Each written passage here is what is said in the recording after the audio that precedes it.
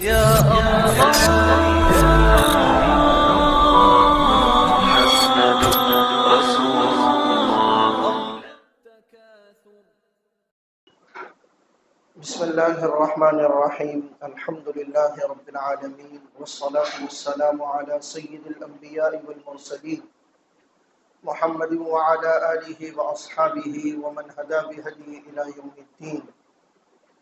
أما بعد، فأعوذ بالله من الشيطان الرجيم. بسم الله الرحمن الرحيم.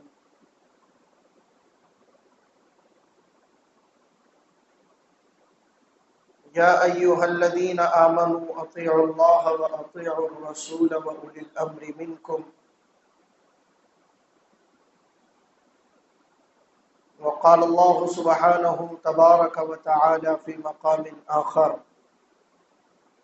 إن الله لا يغير ما بقوم حتى يغيروا ما بأنفسهم. صدق الله مولانا العظيم. وقال رسول الله صلى الله تبارك وتعالى عليه وآله وسلم: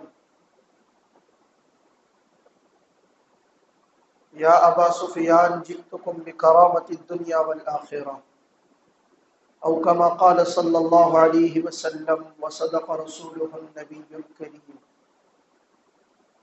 میرے محترم بھائیو، دوستو اور عزیزو، اللہ جل جلالہ عم نوالہ نے انسانوں کی کامیابی کے لیے ان کو سکون سے زندگی میسر آئے، وہ راحت اور اطمینان سے اس دنیا کے اندر زندگی گزاریں اور اچھی زندگی انہیں ملے، آسان زندگی انہیں ملے، اس لیے اللہ نے آسمان سے اپنی جانب سے اللہ نے اپنے بندوں کے لیے اپنا قانون اتارا ہے، اور اس قانون کو ہماری اپنی شریعت کی زبان میں اور شریعت کی اصطلاح میں وحی کہتے ہیں. کیا کہتے ہیں؟ وحی. ہم نے سنا ہے نا کہ اللہ کے نبی صلی اللہ علیہ وسلم کے اوپر وحی اترا کرتی تھی، نازل ہوا کرتی تھی، جو جبرائیل علیہ السلام لے کر آیا کرتے تھے. قرآن کریم میں اس کا تذکرہ ہے: الا وحی یوحا، کہ اللہ کے نبی صلی اللہ علیہ وسلم اپنی جانب سے اپنے دل سے کچھ نہیں کہتے. الا وحی یوحا، مگر یہ کہ وہ وحی ہوتی ہے جو ان کے اوپر اتاری جاتی ہے. تو وحی کیا ہے؟ اصل میں دنیا کے اندر جو ٹکراؤ ہو رہا ہے، میں نے اس سے پہلے بھی اس موضوع کے اوپر بات کی ہے، اگر آپ کو یاد ہو،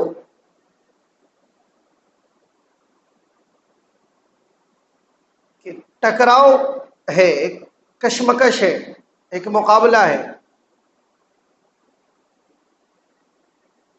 اور وہ ٹکراؤ وحی اور دنیا والوں کے اپنے قانون کا ہے. اللہ کا ایک قانون ہے اور دنیا والوں کا ایک بنایا ہوا قانون ہے. ان دونوں کے درمیان میں ٹکراؤ ہے. میں نے اس سے پہلے آپ کو کہا نا کہ لوگوں نے نعرے لگائے ہیں: government of the people, for the people, by the people. آج بھی یہ سلوگن چلتا ہے کہ لوگوں کی حکومت، لوگوں کے لیے، اور لوگوں کا بنایا ہوا قانون. لوگ چاہتے ہیں کہ ہم ہمارے اپنے دماغ سے، ہمارے اپنے ذہن سے ایک قانون نافذ کرے جس کو سب فالو کرے، جس کے اوپر سب چلے. اور لوگ بنا رہے اپنے اپنے قانون، لوگ بنا رہے اپنے اپنے اصول، جینے کے طریقے، طور. لیکن یہ بات دماغ میں آنے والی ہے اور آسانی سے اس کو ذہن قبول کرتا ہے اور عقل کام کرتی ہے، اور لاجک بہت اچھا ہے کہ انسان اپنے مسائل کا حل نکال سکتا ہے یا انسان کو جس نے بنایا ہے وہ انسان کے مسائل کا حل نکال سکتا ہے؟ بتاؤ. مثلا ایک مشینری ہے، گاڑی ہے، تو گاڑی بنانے والی کمپنی کو پتا ہے نا کہ اس کے اندر فالٹ کیا ہو سکتا ہے، کمیاں کیا ہو سکتی ہے، زیادتی کیا ہو سکتی ہے، اور اگر اس کے اندر کوئی کمی بیشی ہو جائے تو اس کو درست کیسے کیا جاتا ہے. ایک کمپنی بتائے گی نا، جس انجینئر نے اس کو ڈیزائن کیا ہوا وہ بتائے گا کہ اس کو اگر ایسا کیا جائے تو یہ ہو سکتا ہے، ایسا کیا جائے تو یہ ہو سکتا ہے. یا پھر ایک انسان جس نے گاڑی کو کبھی دیکھا نہیں، گاڑی کبھی بنایا نہیں، گاڑی کبھی سیکھی نہیں، گاڑی کبھی چلائی نہیں، اور وہی آ کر بتا رہا ہے کہ نہیں یہ ٹائر یہاں پر نہیں ہونا چاہیے تھا، سڑک کے اوپر، راستے کے اوپر، اس کو تو اوپر کے حصے میں ہونا چاہیے، یہ ہیڈ لائٹ سامنے نہیں ہونا چاہیے، اس کو تو پیچھے کے حصے میں ہونا چاہیے، یہ کھڑکیاں یہاں پر نہیں ہونا چاہیے بلکہ اوپر سے ہوا آتی ہے اوپر ہونی چاہیے. لوگ لگا بھی رہے نا اوپر کا.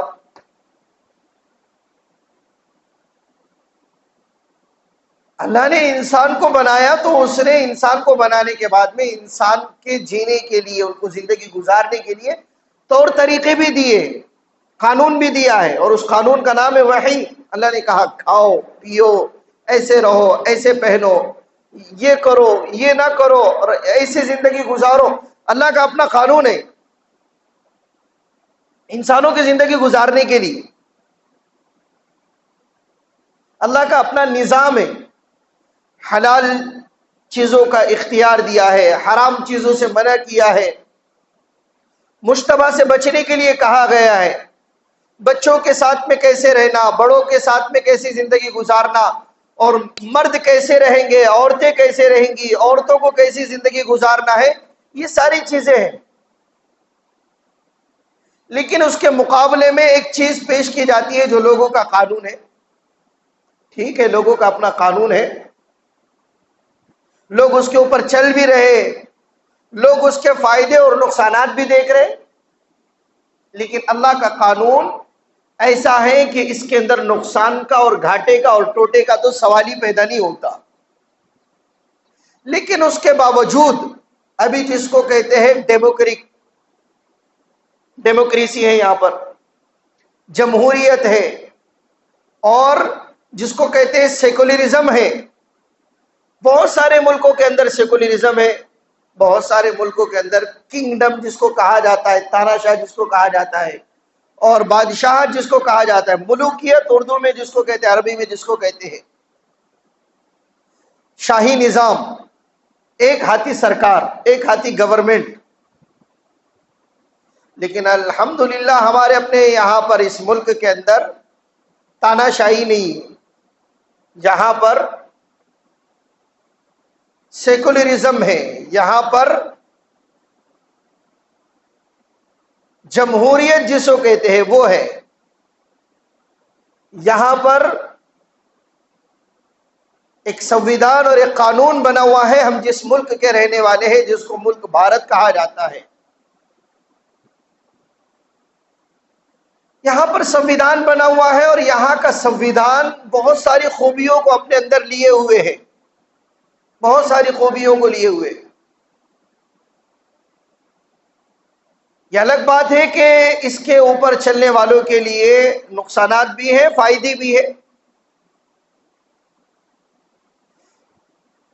لیکن سب نے مل کر اس قانون کو قبول کیا ہوا ہے. اور اس آئین کی خوبصورتی یہ ہے کہ اس آئین کے اندر ایک قانون ہے جس کا نمبر ہے 44. میں آسان کر کے بتلا رہا ہوں، آرٹیکل 44 جسے کہا جاتا ہے.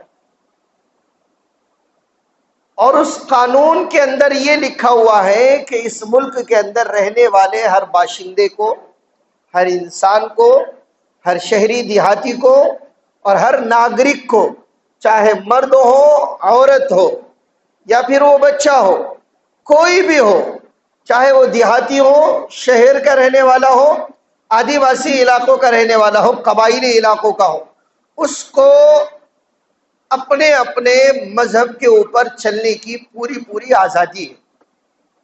پوری پوری کیا ہے؟ آزادی ہے.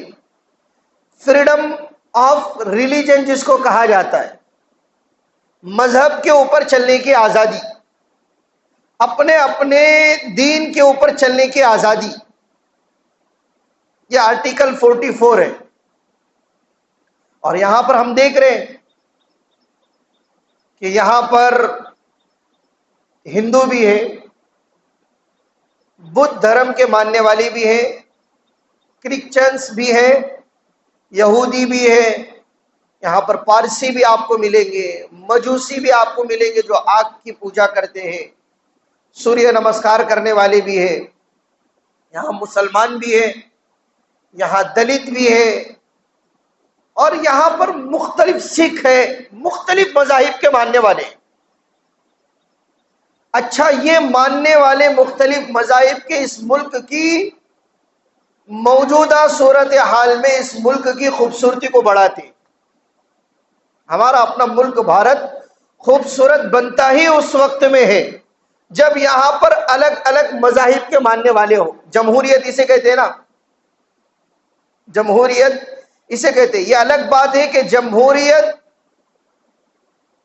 کے نقصانات اسلام کے نقطہ نظر سے بہت ہیں، اسلام کے نقطہ نظر سے اور شریعت کے نقطہ نظر سے بہت ہے. لیکن جب ہم اس ملک کے اندر رہ رہے تو یہاں کے قوانین، یہاں کے آئین کو مانتے ہیں، اور ہمارا اپنا سنویدھان ہم دیکھتے ہیں تو ہمیں ایز اے ملک اور بھارتی ناگرک ہونے کے وجہ سے ہمیں یہاں کا قانون پسند ہے، ہم نے اس کو قبول کیا ہوا ہے. کیوں قبول کیا ہوا ہے؟ اس کی وجہ یہ ہے کہ یہاں کے قانون نے اور یہاں کے آئین نے اور یہاں کے سنویدھان نے ہمیں اپنے مذہب کے اوپر کھلے طور پر آزادی دی ہے اس کو اپنانے کی. اس لیے کیا ہے؟ قبول ہے. نہیں سمجھے آپ بات؟ ارے سمجھے کہ نہیں سمجھے؟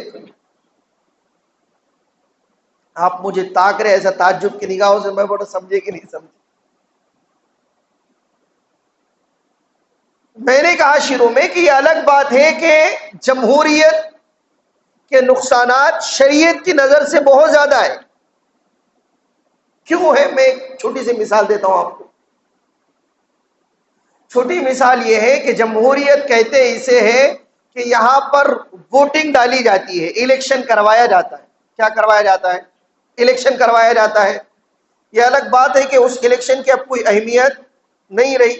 کوئی بھی صبح میں جاتا ہے، کوئی دوپہر میں جا رہا ہے، کوئی رات کے اندھیرے میں جا رہا ہے، کوئی ہوٹل میں جا رہا ہے، کوئی پہاڑ میں جا رہا ہے، اور کوئی ڈونگر میں جا رہا ہے، کوئی ہوائی جہاز میں بیٹھ کر جا رہا ہے. یہ سب کے اپنے اپنے یہ الیکشن. اسی لیے لوگ کہہ رہے نا، الیکشن کمیشن سے لوگ گزارش کر رہے، اور بہت اچھی گزارش ہے، کہ جب بھی ہم ووٹ ڈالنے کے لیے جائیں تو ہماری اپنی انگلی کے اوپر اب ووٹ ڈالنے کے بعد میں سیاہی کا نشان لگانے کے بجائے چونا لگایا جائے تو بہتر ہے. کیا لگایا جائے؟ تو چونا لگایا جائے تو کیا ہے؟ بہتر ہے.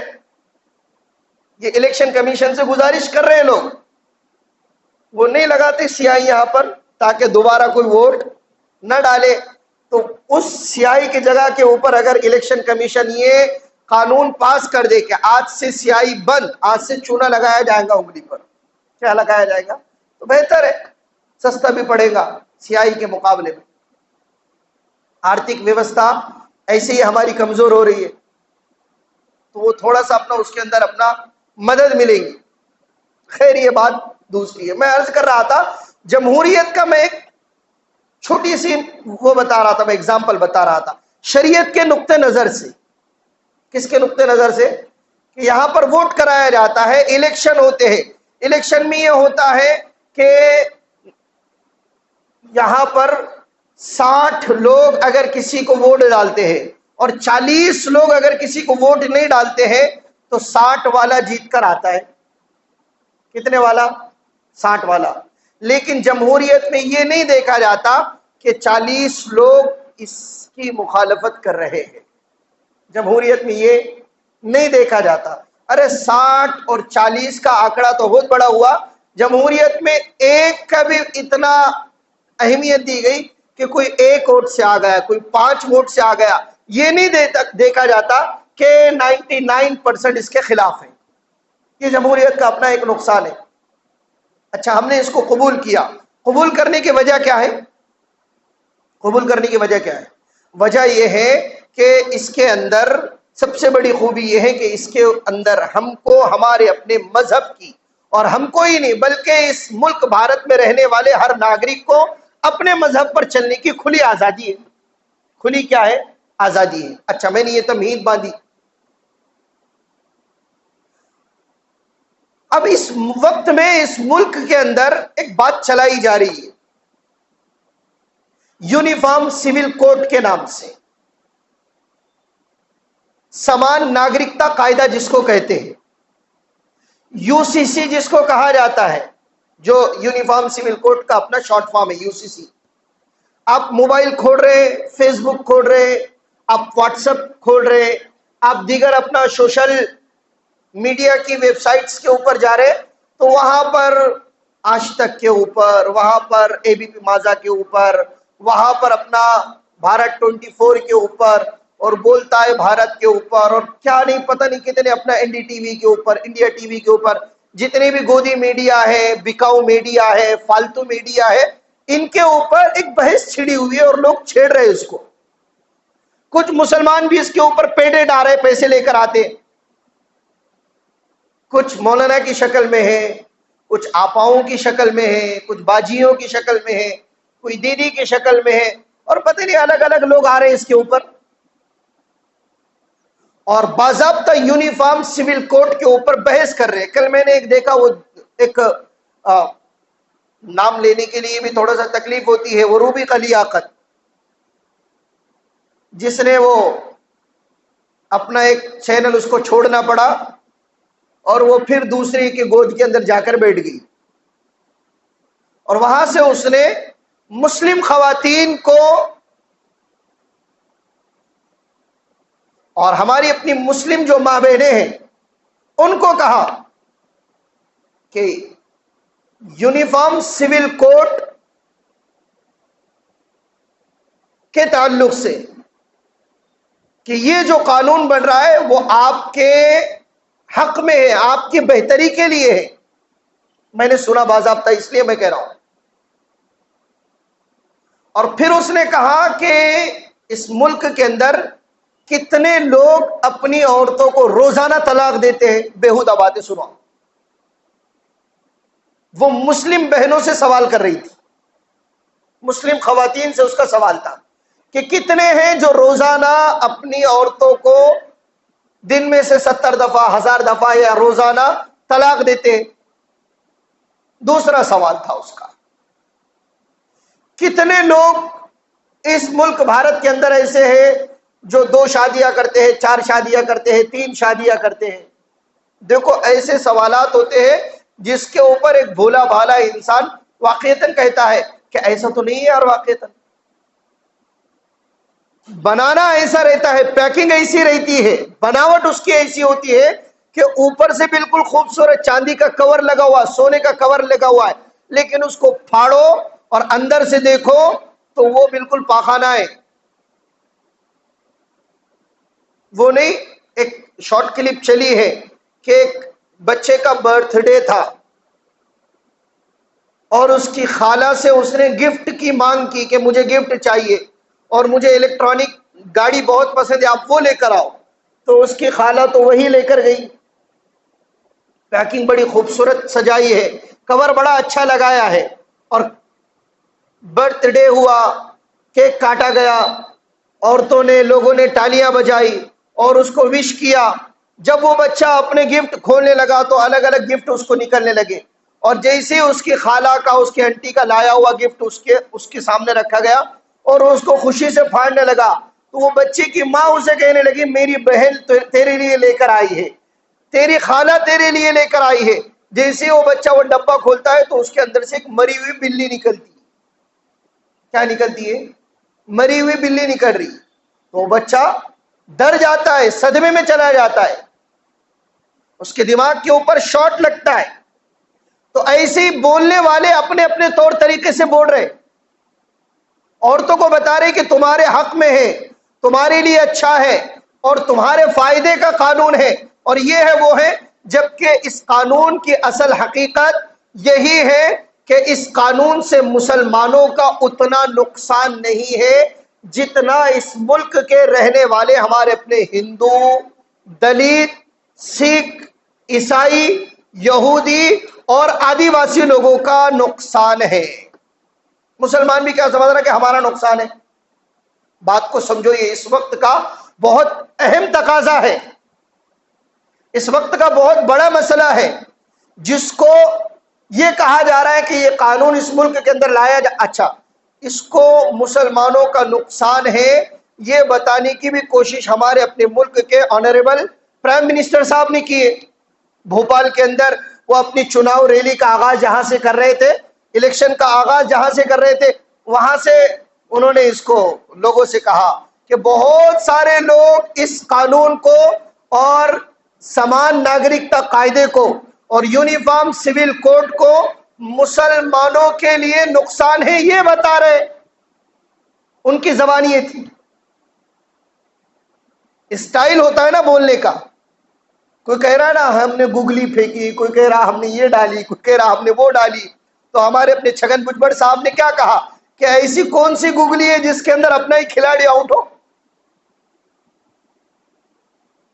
لیکن ہم نظر نہیں رکھتے نا. اچھا نظر رکھ رہے, اس کے باوجود ہمیں پتہ نہیں کہ ہمیں کیا کرنا ہے, کس کے ساتھ جانا ہے, کہاں جانا ہے, کیا کرنا ہے. ہم بولتے وہ راجنیتک ہے, وہ سیاسی ہے.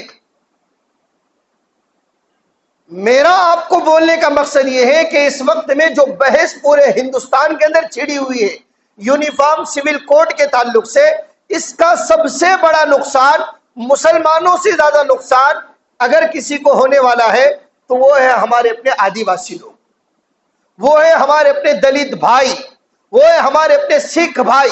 اچھا سمان ناگرک قاعدہ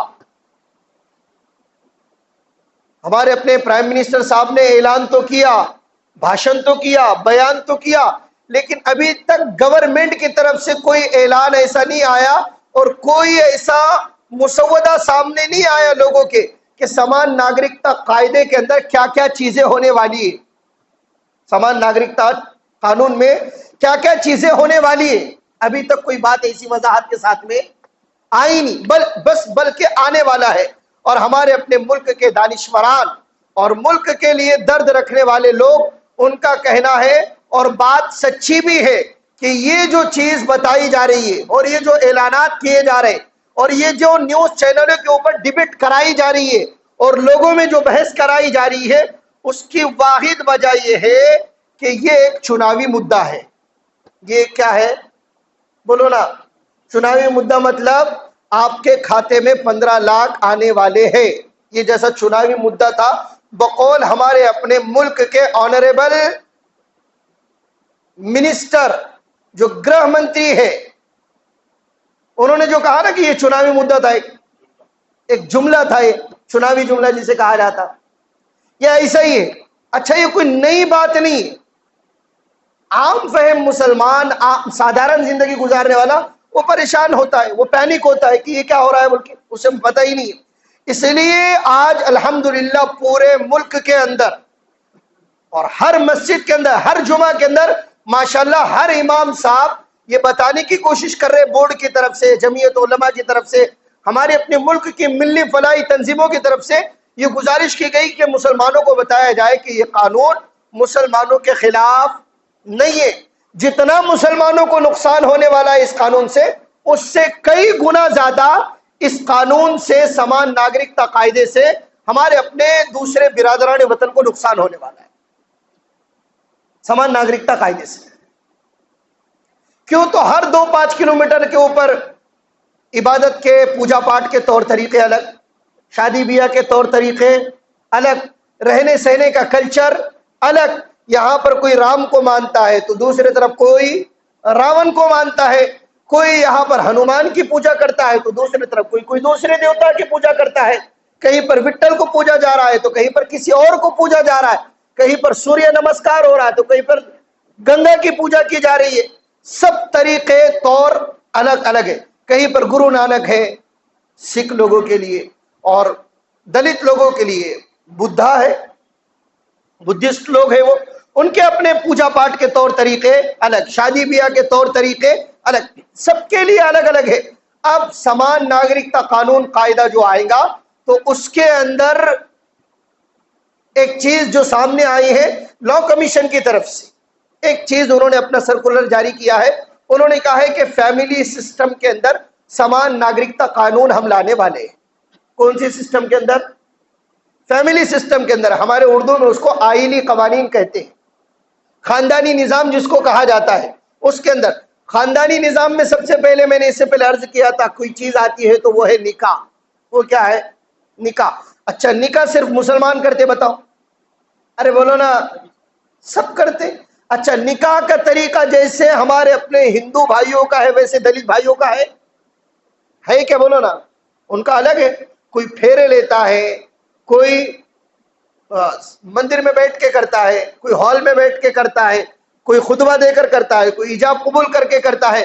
سب کے طور طریقے کیا ہے؟ الگ الگ. کوئی چرچ میں جا کر کرتا ہے. ہمارے اپنے سکھ بھائیوں کا طریقہ الگ ہے. وہ ایکٹریس نہیں کہتے ہیں کہ ایک ایکٹر پنجابی ہے, ایک ایکٹریس, وہ ایکٹر جو ہے تو اپنا کرکچر ہے, تو ان سے سوال کیا جاتا ہے کہ آپ کی شادی کون سے طریقے سے ہوئی؟ تو وہ کہتے ہیں کہ ہم نے دونوں طریقے سے شادی کی. ہم چرچ میں بھی گئے ہیں اور ہم مندر میں بھی گئے ہیں. یہ فیشن بنایا ہوا ہے لوگوں نے, فیشن بنایا ہوا ہے. سب کے طریقے کیا ہے؟ الگ الگ ہے. تو اس کا نقصان مسلمانوں کو کم اور ہمارے اپنے برادران وطن کو زیادہ. لیکن ہمارے اپنے ملک کو توڑنے والی, نفرت پھیلانے والی طاقتوں کو خوب پتا ہے کہ اس کو مسلمان کے خلاف بتاؤ اور مسلمانوں کے اگینسٹ بتاؤ اور مسلمانوں کو الگ کرو اور ہمارے اپنے برادران وطن کو اور دوسری کمیونٹی کو الگ کر کے ہم اس کا سیاسی فائدہ حاصل کریں, اٹھا لیں. سمجھ میں آ رہا ہے آپ کو؟ آدی واسی لوگ جن کو گورنمنٹ کی طرف سے, کلیکٹر کی طرف سے زمینیں ملی ہے, پانی ملا ہے, جب یہ سمان ناگرکتا قانون آئے گا تو وہ زمینیں جو کلیکٹر سے بھی لینا, قانونی دائرے میں رہتے ہوئے بھی قانونی طریقے سے لینا اور خریدنا بھی بہت مشکل ہے. وہ سمان ناگرکتا قانون جب آئے گا تو وہ زمینیں ان کی نہیں رہیں گی, وہ زمینیں کوئی بھی آ کر خریدے گا. اچھا سیٹلائٹ کے ذریعے سے سروے کیا گیا ہے, وہ زمینیں جو آدی واسی لوگ کھیتی کے لیے استعمال کرتے ہیں, جو ان کے رہنے کی جگہ ہے, اس کے اندر بہت زیادہ خزانہ ہے. سیٹلائٹ سے سروے کیا گیا, اس کے اندر کیا ہے؟ بہت زیادہ خزانہ ہے. بتاؤ جب سمان ناگرکتا قانون پاس ہوگا اور وہ قاعدہ آئے گا تو وہ زمینیں جو اس ملک کے مالدار لوگ ہیں, اور مالدار لوگ آپ کو پتا ہے کون ہے, کیا وہ زمینیں نہیں خریدیں گے؟ اچھا وہ زمینیں آدی واسی لوگوں سے خرید کر اس کی خزانے نکال کر, اس کی کھدانے نکال کر, اس کے اوپر کمپنیاں بنا کر, بتاؤ اس کمپنیوں کے اندر, ان کارخانوں کے اندر وہی آدی واسی لوگ نوکر نہیں رہیں گے. اس کے نقصانات صرف مسلمانوں کو نہیں ہے. آپ ایک بات صاف ذہن میں بٹھا لو, صرف مسلمانوں کو نہیں ہے بلکہ پورے ملک میں بسنے والے انسانوں کو اس کے نقصانات کو بھگتنا پڑے گا اور اس کے نقصانات کو اٹھانا پڑے گا. اس لیے مسلمانوں سے, آپ لوگوں سے گزارش ہے اور پورے ملک بھارت میں بسنے والے واسیوں سے اور اس ملک کے رہنے والے ہر ناگرک سے یہ گزارش ہے کہ اس کو ایز اے مسلم نہ دیکھتے ہوئے, اس کو ہم تمام بھارت واسی اپنے اپنے ریلیجن کے اعتبار سے اور اپنے اپنے کلچر کے اعتبار سے کیا کیا نقصانات ہو سکتے ہیں, اس اعتبار سے دیکھتے ہوئے اس ملک کے اندر جو یونیفارم سول کوڈ قانون بننے کی بات کی جا رہی ہے اس کے تعلق سے اپنی آواز کو بلند کریں. اچھا 21 کے اندر لا کمیشن نے صاف کہا تھا کہ اس ملک کے اندر سروے کیا گیا اور یہ بات سامنے آئی ہے کہ اس ملک کے اندر سمان ناگرکتا قانون کی کوئی ضرورت نہیں ہے. لا کمیشن کی طرف سے کیا کیا گیا تھا؟ باضابطہ وضاحت کی گئی تھی اور اس فائل کو کیا کیا گیا تھا؟ بند کیا گیا تھا. پھر 22 کے اندر وہ چیز کیوں آ رہی ہے بتاؤ؟ 22 کے اندر وہ چیز کیوں آ رہی ہے؟ پھر لا کمیشن کے ذریعے سے اس کے اوپر دباؤ ڈال کر یہ بات چلائی جا رہی ہے کہ اس ملک کو سمان ناگرکتا قانون کی ضرورت ہے. اب بتاؤ یہ سیاسی مدعا نہیں تو اور کیا ہے؟ اس لیے آپ لوگوں سے گزارش ہے کہ آپ پینک نہ ہو، اس کو صرف اپنے حد تک نہ لے، اس کو اپنے اپنے تعلقات کے جتنے ہمارے اپنے برادران وطن ہیں، جتنے ہمارے اپنے ایس سی ایس ٹی لوگ ہیں جن کو ہم عام طور سے دلت بھائی کہتے ہیں وہ ہیں، اور ہمارے اپنے دیہات کے رہنے والے، ہمارے اپنے آدیواسی علاقوں کے رہنے والے جو ہمارے اپنے تعلقات میں ہیں، ان کو بتائے کہ سمان ناگرکتا قانون کے نقصانات ان کے لیے کیا کیا ہے، ان کے لیے کیا کیا ہے، اور جو پھر ملک کی تنظیمیں، فلاحی کام کرنے والے، رفائی کام کرنے والے، اور ہمارے اپنے قائدین اور ہمارے اپنے رہنما ہمارے لیے تجاویز پیش کریں گے، اس اعتبار سے ہم اس ملک کے اندر جو قانون بننے کی بات کی جا رہی ہے اس کے خلاف اپنی آواز کو کیا کریں گے؟ بلند کریں گے۔ اس کے لیے سوشل میڈیا کے اوپر، واٹس ایپ کے اوپر، پروفائل کے اوپر بہت سارے نوجوان اپنے جذبات میں آ کر لوگو لگا لیتے ہیں، I reject uniform civil code, status رکھ دیے 24 گھنٹے کا، کیا ہونے والا بولو؟ ہمارے مودی صاحب کو پسینہ بھی نہیں آتا جلدی سے، ہمارے اپنے اسٹیٹس رکھنے سے کیا ہونے والا ہے؟ کیوں ہم اپنے ملک کے اور ہمارے اپنے شہر کے اور ہمارے اپنے علاقے کے ماحول کو خراب کرتے ہیں، اور کیوں ہم لوگوں کو موقع دیتے ہیں؟ میں نے صاف عرض کیا، اور میں نے نہیں، ہمارے اپنے اس وقت کے پورے ملک بھارت کے جتنے دانشوران ہیں، جتنے علماء ہیں، اور جتنے سیکولر مائنڈ رکھنے والے ہیں، اور جو اس ملک کے نقصان کو اور فائدے کو سمجھتے ہیں، سب کی طرف سے یہ آہوان کیا جا رہا ہے، سب کی طرف سے یہ آواز لگائی جا رہی ہے کہ یہ جو قانون بننے کی اور بنانے کی بات کی جا رہی ہے، یہ قانون صرف مسلمانوں کے نقصان کے لیے نہیں ہے، بلکہ یہ قانون اس ملک میں بسنے والے مسلمان، سکھ، دلت، آدیواسی، ہندو اور کرسچن سب کے نقصان کے لیے ہے، اور سب اس کے لیے کوششیں کر رہے ہیں، سب اس کے لیے کیا کر رہے ہیں؟ کوششیں کر رہے ہیں۔ اس لیے اس ملک میں رہ رہے بھائیوں، اب حالات ایسے نہیں ہے جیسے میں اور آپ زندگی گزار رہے ہیں، اب حالات بد سے بدتر ہوتے چلے جا رہے ہیں، اب ہم کو اس ملک کے اندر حصہ لینا پڑے گا، ہم نے اس ملک کے لیے قربانیاں دی ہیں، پھانسی کے اوپر چڑھے ہیں، میں اور آپ اس ملک کے لیے قربان ہوئے ہیں، اور میں نے اور آپ نے، ہمارے اپنے پاس میں آپشن تھا، ہمارے اپنے پاس میں اختیار تھا کہ ہم دوسرے ملک کے اندر جا سکتے تھے، دوسری زمینیں اختیار کر سکتے تھے، اور جہاں پر جو ملک کلمے کے نام پر، اسلام کے نام پر، مسلمان کے نام پر بنا ہے، اس ملک کو ہم کیا کر سکتے تھے؟ چن سکتے تھے، ہمارے پاس آپشن تھا۔ دوسری کمیونٹی کے پاس میں آپشن نہیں تھا، ہمارے اپنے ہندو بھائیوں کے پاس میں آپشن نہیں تھا، دلت بھائیوں کے پاس میں آپشن نہیں تھا، ہمارے اپنے کرسچن بھائیوں کے پاس میں آپشن نہیں تھا، ان کو یہاں پر ہی رہنا تھا۔ مسلمانوں کے پاس میں، میرے آپ کے پاس میں آپشن تھا، اور اس آپشن کو میں نے اور آپ نے نہیں چنتے ہوئے، نہیں اختیار کرتے ہوئے، ہم نے یہاں پر اس ملک بھارت میں رہنے کا ہمارے اپنے آبا و اجداد نے فیصلہ کیا ہے۔ اب جب فیصلہ کیا ہے ہمارے اپنے آبا و اجداد نے، تو میری آپ کی ایک اچھے شہری ہونے کے ناطے، ایک اچھے بھارتی ناگرک ہونے کے ناطے ہماری اپنی یہ ذمہ داری ہے، جس طریقے سے ہم نے یہاں پر رہنے کا فیصلہ کیا ہے، اسی طریقے پر میں اور آپ اس ملک کی، میرے آپ کے دم میں جب تک دم باقی ہے، میرے آپ کے اندر جب تک سانسیں چڑھ رہی ہے، اس وقت تک میں اور آپ اس ملک کے اچھے شہری بنتے ہوئے اور اچھے ناگرک رہتے ہوئے اس ملک کی حفاظت کریں گے۔ یہ نہیں کہ لوگوں کا کام ہے، لوگ کرتے رہیں گے، اسی کا تو فائدہ اٹھایا جا رہا ہے، اسی کا کیا کیا جا رہا ہے؟ فائدہ اٹھایا جا رہا ہے۔ انہیں خوب پتا ہے کہ مسلمان، اس کو کوئی لینا دینا نہیں، کچھ بھی آؤ یہاں پر چلتا، یہاں پر راشٹروادی آئی بھی تو چلتا، بھاجپا آئی بھی تو چلتا، سینا بھی آئی تو چلتا، شندے گڑھ بھی آیا تو چلتا، یہاں پر اور سینا بھی آئی تو چلتا۔ ان کو خوب پتا ہے مسلمانوں کو کوئی لینا دینا نہیں ہے۔ مسلمانوں سے میری اپنی ایک گزارش ہے، ایک اپیل ہے، ایک درد ہے جو آپ کے سامنے رکھ رہا ہوں۔ اپنی آنکھیں کھولو، اپنے ذاتی مفادات، اپنے ذاتی اغراضات، اپنی دال اپنی روٹی کے اوپر کھینچنے کی تمنا اور یہ خواہش، اللہ کے لیے اس کو بالائے طاق رکھو، اور اپنے آپ کو اپنے جیتے جاگتے رہنے کا ثبوت پیش کرو، جیتے جاگتے رہنے کا ثبوت پیش کرو، اپنی ملی بیداری کا ثبوت پیش کرو۔ لیکن ہم کو ان باتوں سے کوئی لینا دینا نہیں، کوئی تڑپ کے بولو، کوئی درد سے بولو، کوئی گلا پھاڑ کے بولو، ہم کو اس سے کوئی لینا دینا نہیں ہے۔ ہمارا صبح کا توس ہو رہا، دوپہر کا گوشت ہو جا رہا، شام کا کھانا ہو جا رہا، اچھے کپڑے مجھ کو آپ کو پہننے کے لیے مل جا رہے، اچھی سواریاں مل جا رہی، چڑھ رہا نا اپنے کیا کرنے کا، کوئی صبح میں شپت لو نہ تو دوپہر میں شپت لو، کوئی مکھیہ منتری بنو نہ تو اپ مکھیہ منتری بنو، اپنے ہوٹل پہ بیٹھ کے برابر بننے والے ہیں، شندے تو آپ گیا، ہمارا ایک ہی ہے نا، ہم تو پکے ہیں نا بھائی، راجنیتی ہماری اپنی زبان کے اوپر ہے، خواب بھی ہم راجنیتی کے دیکھتے، سیاست کے دیکھتے، ہمارا اپنا عجیب سروے ہے نا، یہ چالے بولتے اپنے پوار صاحب کی، یہ چالے بولتے نا، یہ ہمارا نہیں ہے بولتے، یہ دین ہے، دین، اس کو دین سمجھ کر اور دین حق سمجھ کر اس کے لیے میں اور آپ اپنے آپ کو آگے پیش کریں، یہ عین دین ہے، یہ دین کا حصہ ہے، اس کے بغیر میرا آپ کا دین نامکمل اور ادھورا ہے، اس کے بغیر میں اور آپ کامل ایمان والے کامل مسلمان نہیں ہیں۔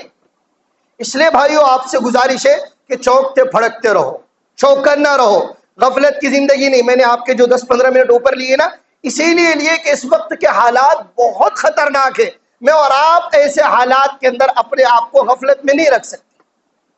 سب کو باتیں سمجھ میں آ رہی ہے؟ ارے بھائی سمجھ میں آ رہی ہے کہ نہیں آ رہی ہے؟